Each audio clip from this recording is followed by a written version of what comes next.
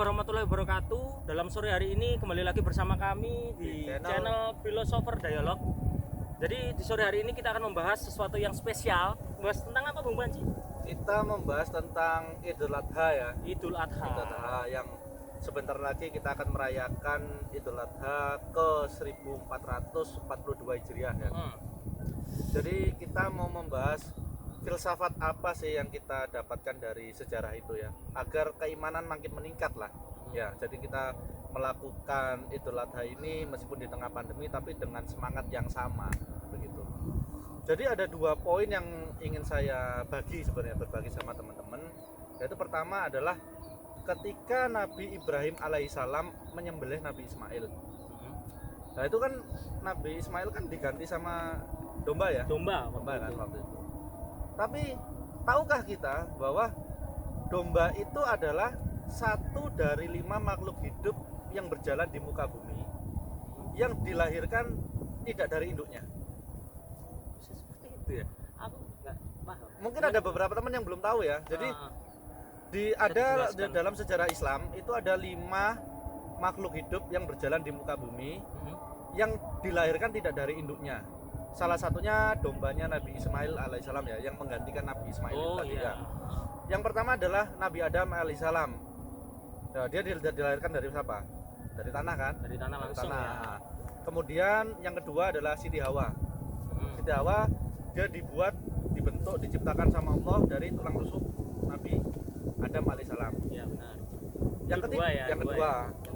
Yang ketiga adalah untanya Nabi Soleh alaihissalam. Jadi untanya Nabi Soleh alaihissalam itu diciptakan Allah dari batu. Gitu. Terus yang keempat adalah, ini mungkin umum teman-teman tahu semua, ularnya Nabi Musa alaihissalam. Dari mana? Dari tongkatnya. Nah, jadi begitu tongkat akhirnya dia jadi ular. Ular itu langsung memakan ular-ularnya para penyihir Fir'aun ya. Dan yang kelima ini adalah dombanya Nabi Ismail alaihissalam. Jadi tiba-tiba ada nggak tahu itu domba itu dari mana. Nah makanya ada 5 makhluk hidup yang berjalan di muka bumi ini yang dilahirkan tidak dari induknya. Begitu. Terus poin yang kedua ini istimewa. Nah ini menarik ini. Itu gimana? Kita kembali ke tahun 10 Hijriah. Jadi pada waktu itu Rasulullah Shallallahu Alaihi Wasallam itu kan haji wada ya. Haji wada itu pas bertepatan dengan 9 Zulhijjah. Jadi Idul Adha itu kan mesti gabung sama musim haji kan ya. Nah pada waktu itu Rasulullah menyampaikan khutbah terakhirnya, juga menyampaikan surat Al-Quran yang turun paling terakhir. Jadi surat penutup itu adalah Al-Maidah ayat 3, di mana ada 2 poin menarik di dalamnya. Di dalam situ ya? Di dalam surat itu ada 2 poin menarik. Poin pertama adalah telah kusempurnakan agamamu untukmu. Kemudian aku meridhoi Islam sebagai agamamu. Jadi mereka para pengikut Nabi itu senang, bukan main, ibaratnya bahagia. Terus bersorak-sorai ya, namanya juga agama sudah disempurnakan kan. Tapi ada satu orang yang dia sedih. Seperti itu ya? Dia nggak pada umumnya orang. Ya ibaratnya kalau katamu kan out of the box lah ya. Ya kan. Jadi pembeda. Semuanya itu senang, tetapi ada satu orang ini yang sedih. Siapa itu? Jadi dia adalah Abu Bakar As-Siddiq. Ketika dia ditanya, sahabat Abu Bakar ya. Sahabat Abu Bakar. Ketika ditanya, loh, kenapa kamu sedih ya Abu Bakar? Sedangkan agama kita sudah sempurna, sudah turun surat terakhir gitu loh. Beliau menjawab begini, kalau surat terakhir sudah turun, artinya tugas dari Rasul sudah selesai. Dan tidak lama kemudian saya meyakini Rasul akan diwafatkan. Bukankah saya sedih ketika saya akan mengetahui Rasul akan wafat?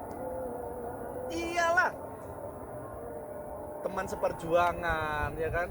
Dari zaman suasananya langsung berubah suasananya. Ketika beliau mengutarakan hal seperti itu di depan sahabat-sahabat yang lain. Betul. Kan? Jadi filsafat dari Abu Bakar As-Siddiq ini itu luar biasa, nggak bisa diterka sama masyarakat pada umumnya pada waktu itu. Itu nggak ada yang sadar ya? Nggak ada yang sadar. Nggak ada yang sampai sepemikiran itu. Filsafatnya, cara pandang berpikirnya beliau itu berbeda. Jadi nggak salah ketika Rasulullah Shallallahu Alaihi Wasallam wafat, Abu Bakar As-Siddiq didapuk ya, menjadi didapuk khalifah. khalifah pertama. Khalifah pertama. Jadi menurutmu apa yang konklusinya apa yang bisa kita dapat dari 2 poin ini? Kita minum dulu.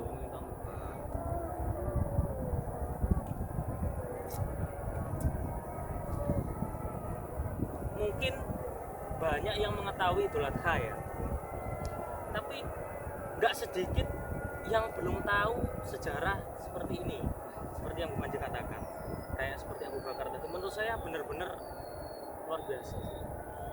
Jadi beliau ini khalifah pertama dengan kapabilitas yang sudah diakui Rasul gitu. Jadi nggak salah ya kalau masyarakat pada umumnya mendapuk beliau Nggak salah. menggantikan Rasulullah ya. Jadi kita tahu nih asal mulanya dari mana nih. Apa landasan teorinya untuk mengangkat beliau ya. Ini ya dari situ. Jadi bolehlah masyarakat modern kayak seperti saat ini bisa mencontoh beliau dari segi kapabilitasnya yang nggak diragukan lagi. Cara berpikir Cara yang berpikirnya nggak umum. nggak umum. Jadi dia mengandalkan intuisi. Kita percaya bahwa intuisi itu berbisik seperti itu kata filsafat kan. Dan perasaan itu tidak bisa menipu kan ya. Perasaan nggak bisa menipu. Lalu Jadi sangat berkorelasi antara perasaan dan pemikiran. betul. Itu akan menghasilkan sesuatu yang ideal kan. Jadi harapan kami berdua dengan banyaknya masyarakat menonton video ini, banyak pemikiran-pemikiran baru Yang bisa digali ya. revolusioner lah aku rasa gitu. Terus visioner juga gitu loh. Jadi harapannya semangat Idul Adha yang lalu sebelum pandemi tetap kita lakukan, namun dengan protokol kesehatan tentunya lah. Benar. Karena udah beda lah pasti ya dari dulu 2 tahun apa 3 tahun ya? 2 tahun 2009 katakanlah 2019 akhir lah ya. nah, 2019 akhir Di yang kita dimana kan di Indonesia kan Maret 2020. Itu dimana di sini masih kayak biasa, jadi kita berkumpul makan-makan sate. Mungkin sekarang udah beda dari tahun kemarin sama besok ini pasti sudah beda. Apalagi sekarang lagi naik-naiknya ini kan virus-virus varian baru gitu. Lalu gini toh, ini kan kita kembali ke poin yang pertama ya, Nabi Ismail alaihissalam tiba-tiba diganti dengan domba oleh malaikat Jibril, kemudian dia disembelih kan sama Nabi Ibrahim alaihissalam ya. Kira-kira menurutmu kenapa harus domba? Karena mungkin domba itu sesuatu yang umum dan domba itu halal. Gimana menurut? Kalau menurutku ada 2 poin yang perlu kita dapatkan. Harus 2 ya, harus 2 ya. Kalau kita bicarakan harus 2 agar lebih matang, lebih komprehensif data itu. Jadi kenapa? Coba kita perhatikan teman-teman. Semua rasul itu pekerjaannya adalah penggembala. Waktu itu ya. Waktu itu. Semua rasul dari Nabi Adam sampai Nabi Muhammad penggembala. Kenapa sih? Ada apa dengan penggembala itu ada apa? Masih ada pesan ya? Ya, pesannya apa yang bisa saya tangkap adalah penggembala itu adalah menuntut kita harus sabar. Gak mungkin kan domba masih kecil baru lahir atau kambing masih kecil baru lahir langsung dijual kan enggak. Dibesarkan dulu, kemudian kasih makan dan lain sebagainya. Jadi ada itulah proses. yang mengajarkan entrepreneur ya. Entrepreneur. Kemudian poin yang kedua, domba adalah hewan ternak gitu. Dan hewan ternak ini berkolerasi sama surat Al-Maidah ayat 3. Di situ kan juga diterangkan apa yang tidak boleh dimakan dan yang diharamkan apa. Lah, artinya kalau kita disuruh menyembelih domba atau dalam tanda kutip hewan ternak ya, itu harapannya sifat-sifat dari hewan ternak itu mempengaruhi kita. Coba kita perhatikan hewan ternak. Hewan ternak itu mudah diarahkan, ya kan? Mudah diarahkan. Dan kenapa kita juga diharamkan untuk memakan hewan buas? Khawatirnya sifat dari hewan itu juga mempengaruhi kita. Kepuasannya. Kita jadi buas, nggak bisa diatur, diomongi nggak bisa, begitu loh. Bebel lah ya. Bebel. Terus mengganggu yang lain, ya kan begitu. Terus kenapa kita juga nggak boleh diharamkan memakan hewan dari 2 alam? Khawatirnya filsafat yang bisa aku dapatkan dari ajaran Rasul itu adalah saya khawatir kalau kita memakan hewan yang bisa di dua alam, kita jadi orang yang munafik. Iya kan? Di sana ngomong A, di sini Hipokrit ya, hipokrit. Iya, di sana ngomong B. Luar biasa maknanya Idul Adha ini luar biasa. Jadi pastikan apa yang kamu makan itu halal. Betul nggak? Itu poin pentingnya di situ ya. Jauhi yang haram, dekati yang halal. Dan nggak ada yang subhat loh, maksudnya yang meragukan antara halal enggak gitu. Ketika meragu mending urungkan. Ya, tinggalkan. Jadi seperti itu diskusi ya, dialog kita pada sore hari ini.